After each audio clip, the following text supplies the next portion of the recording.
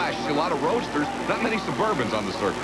And we'll see how Shay Clark can do in Foolish Pleasure. She's out of Duncanville, Texas. As you see, the machines are staged, and we are ready. It'll take about 2 seconds to get down this track. And it's not easy to get going in this dirt. Wow, Foolish Pleasure has some problems. Whoa, big problems. Red Devil on his roof. David Hunt had the best shot, won the race, but couldn't get it stopped and under control. And as he tried to keep it on the dirt, twisted it hard, and over she went. Let's watch it again. I mentioned Foolish Pleasure having a problem getting started, but now watch Red Devil in the lane nearest you. Boy, you start getting sideways like that, you are in a bit of trouble.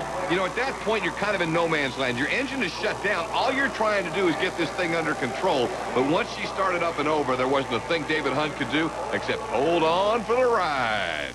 Wow. What happened out there? A wild ride there at the end. When I got on the brakes, it pulled a hard left. I don't know if I had a brake lock up or an axle brake or what happened. The car really hooked up good and run good. Got a little squirrely in the shutdown area. I mean, it ran damn well. Yeah, it's been running good all year. We've been chasing this point series all year and get a little better every week. Tough break for the car, but we'll get it back together. How you feeling? I'm fine. How's the car going to be? It'll be all right. That's good. That was a tough ride. Now here's Obsession running by himself. Greg Belay out of Red Oak, Texas will bring out the 1999 Dodge. And again, everybody in this first round, they're going side by side, but they're trying to qualify among the top 6 to get into the finals that we'll be taking a look at a little bit later here on the show. So right now the key is to get a good run for Obsession here.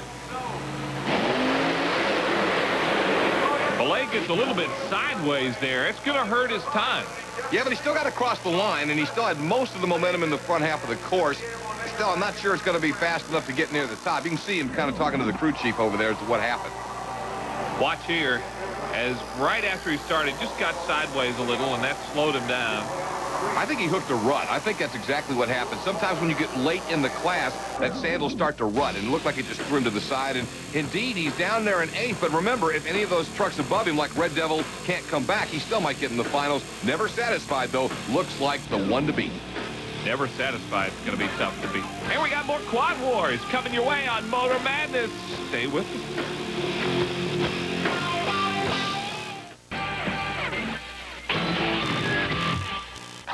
Mike Hogwood and Scott Douglas ready now for a United States Hot Rod Association update. We take you to Los Angeles. This goes back to 1998, January 17th, the L.A. Coliseum, and you can see Bulldozer and Guy Wood getting around great. And there's the Monster Patrol machine on the West Coast and looking just as strong as he is in New Orleans this weekend. Monster Patrol always seems to be strong wherever he goes and whatever coast he's running on.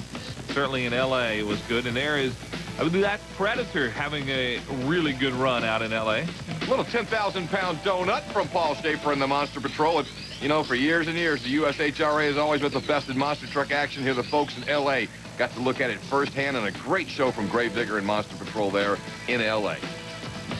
Those two giving us a pretty good show here as well. Now, Quad Wars, heat number 2. You'll remember Nashville won heat 1. Let's see what happened in heat 2. We got some highlights of this event. Well, that's critical to try and get things evened up, and it looked for a while like New Orleans was in trouble. The homestanders lose one of their quads. However, the rider gets back up and gets it going into the field. Now, at the front, as we came to the finish, it was Randy Dinkins, the captain for Team New Orleans, even in the score for the night with a victory. That's good. That will force a third heat. Well, New Orleans, you came back and had a good run. Yeah, I did. You know, Sean Cimini from Team Nashville was talking a whole lot of smack out there a little while earlier. But I tell you what, I think a comeback showed his crew a little bit of what I got. I tell you what, the main event is looking to be a real treat. It ought to be a good show for everybody here.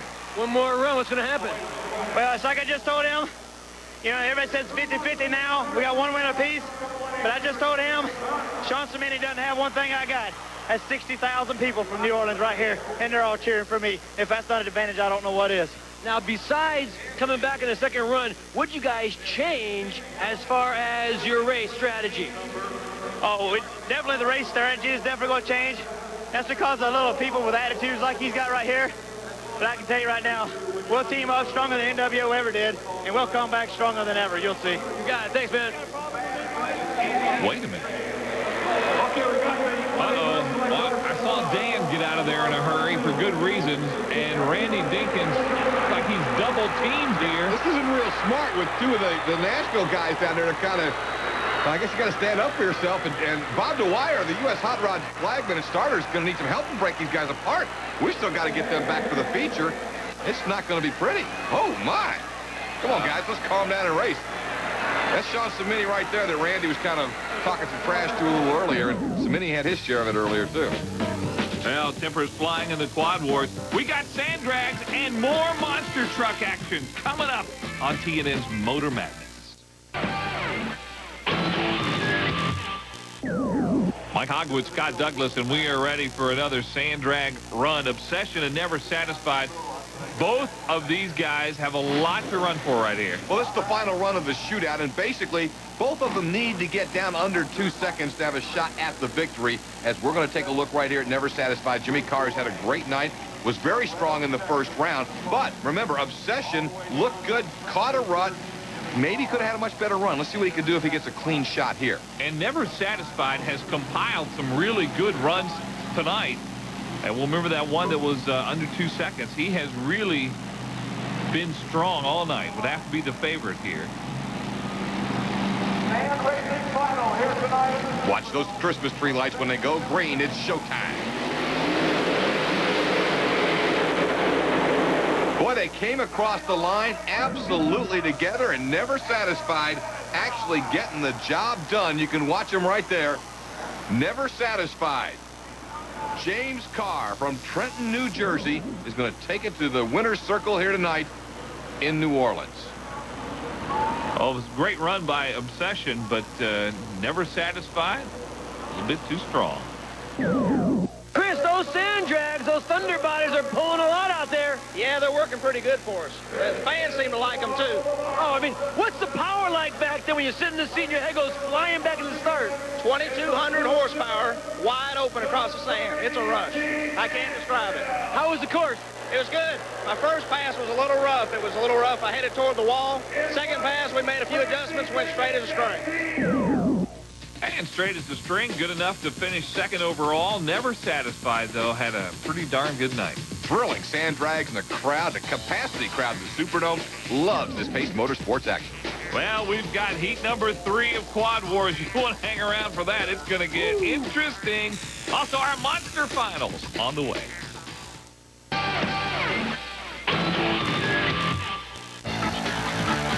You love the rev, you love the rumble, you love the monsters, and we've got the tickets at pacemotorsports.com. Monster Jam is back, and it's everywhere you want to be this fall with the baddest trucks in the business. Get your tickets today. And we're ready to resume Quad Wars. Remember, Heat 1, it was Nashville, a winner. New Orleans trying to hold on to 6th place in the overall standings. Nashville's in 7th. So New Orleans came back strong. Randy Dinkins, the captain, comes away with a win, and we're ready now for Heat 3. And Dinkins and the captain for Nashville, Sean Cimini, will be the key players here. Cimini's now on the number 4 quad, too. Right. Keep your eyes on that. So they've got a little change as we come into the final. We expect those guys to be near or at the front. That's why, you know, they're captains, they're winners, and certainly both teams have accomplished racers. You get a good look at Bob Dwyer, the starter for the U.S. Hot Rod Association at tonight's action, telling them right there, everybody ready? Here we go. He signaled that they're ready, and he is ready to start. The green flag is out, and they'll try to get that hole shot to the first turn, and it's a bottleneck there. My, one quad flipped over. That was Dinkins, the captain for New Orleans, in the middle of that mess, too. That's going to hurt Team New Orleans big time, although we do get the early lead from Jason Watts of Team New Orleans. Watts is now going to have to handle it without his captain. Randy Dinkins is way at the back of the pack at this point. And Bruce Pierce from Nashville comes right on up to the front as well. Well, that was an ugly start, and I'll tell you, it couldn't have worked out better for Nashville. As the Invaders, you can see, they actually have 4 riders in the top 5. Remember, Quad Wars in Pace Motorsports U.S. Hot Rod competition is a team event. The only thing that matters, though, is who crosses the line first. Exactly, and so if you're out front, you definitely want to stay there, and your teammates are going to work and try to block the opposing team to try to keep you out in front. That's the thing right now. He's got to stay out front. If Pierce gets past, he's really going to have a hard time getting back in the front spot. Oh, and here he goes. Sam Gregan from Nashville has actually taken the lead, and now it's up to Pierce to get back around him. Otherwise, as you mentioned, he's going to start getting picked, and here comes Cimini. Cimini's on the 4 quad. Sean Cimini on that 4 quad did a great job of recovering after. Oh, and he gets bumped. Look at the block there. That's what we're talking about. There's the block. And Cimini's one of the best on the circuit at this, especially with his teammate out front. But look at Pierce come back. Wow.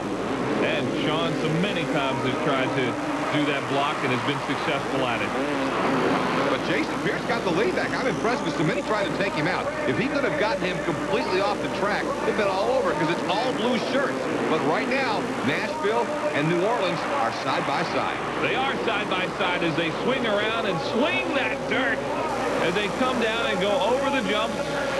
And again, it is Jason Pierce who is in the lighter colored shirt, who is from the home-standing New Orleans team. He is the team's hope. The team's captain, Randy Dinkins, kind of taken out on that first turn. And here is Pierce, and you can hear the crowd in the background on its feet, trying to cheer him on. Oh, my, and he gets blocked and bumped there. It's going to be a road win for Nashville. It's just so hard, Mike, 2-on-1 when you get in that situation. If Pierce could have stayed out front, he was going to be able to get the win. But once Cimini got around him and he had Gregan there with him, basically what you saw in the last lap was Cimini slow up, that forced the contact, and then Gregan nailed him from the side. Again, it was a team effort. And boy, you can see Cimini is celebrating, and he's not making many friends down here in New Orleans tonight. But nonetheless, Nashville comes away with an impressive victory. Let's take a look at it again as they come over to take the checkers. Sean Cimini has got it. And you know, as usual, tempers are really hot. There's something going on down on this floor. There's a lot of discussions between these two teams who do not like each other. But I'll tell you what I will do, just to show you and your cocky little buddy who is the best one. Me and my best guy will take on you and your best guy right now. 3 laps, no holds barred, no rules. That means if we get off the track, tough. Hey, man, put on your helmet. It's your game. Wow, remember this? Randy Dinkins, after he won, he got into a little bit of a brawl. Now, this setup where we're at now is certainly we're going to settle it on the track 2-on-2. That's what's going to happen. We will have what's called a grudge match here, and I guess this is the real way to settle it. Cimini and Dinkins are the primary combatants. You can see this crowd in New Orleans is behind the guys in the white shirts. And they want to see him knock these Nashville guys off. Sean Cimini hasn't made any friends here in New Orleans. And right now, the guys in the white shirts might as well have white hats on because the New Orleans crowd is really behind them. Well, the quads are ready. Our starter is ready. Here, our grudge match is underway. Great start for Nashville. Both of their quads get right out as Gregan and Cimini bust to the front. Gregan and Cimini are out, and oh my. Dinkins got a sliding in around the pole. Remember, they say no holds barred. I don't think anybody's worried about the rules. I was going to say, Dinkins took a shortcut to take that lead there, but I guess it doesn't matter. At this point, it's whoever wins. That's all anybody cares about. It is nobody's happy here. Nobody's friendly. Everybody just wants to beat the other guy and embarrass him. And right now, New Orleans has moved back out in front. Randy Dinkins has the lead, but we're not to the finish yet. We see Gregan there trying to just knock him off a little bit. Kind of use that body block. You know, if you can move your guy out of the way and your teammate slides through, you've still accomplished exactly what you want to. And that's your team winning. And here goes Dinkins again to the front. Randy Dinkins is quite a talented rider of these quads. Really slides through the turns well. You can see Randy Dinkins has Team New Orleans out front, but it's not enough of a lead to get comfortable as he's got 2 blue shirts right on his tail. White flag is out. Final time in this grudge match. Can Randy Dinkins hold on to the home-standing New Orleans team? We'll see. It's not going to be easy. Oh, my! Flipping it over is Cimini as he tried to take him out. It didn't work, and Randy Dinkins is rolling. Now he's just got to hold off Brecken and get it to the finish line. Cimini took his shot, didn't get it, and indeed, Randy Dinkins is going to be the winner as they come to the checkered flag. How about that? Randy Dinkins wins. The crowd loves it. Sean Cimini trying to move that just didn't work. Really backfired on him. Now, his idea clearly was to take Dinkins out. Even if he went with him, he had planned to take Dinkins with him, figuring Gregan would get across the line first, but it backfired on the Nashville rider, and Team New Orleans is the winner. Well, Randy Dinkins has to be excited about getting the victory here in front of the home standing crowd. Let's check in with him. That was one heck of a final. Thanks, man.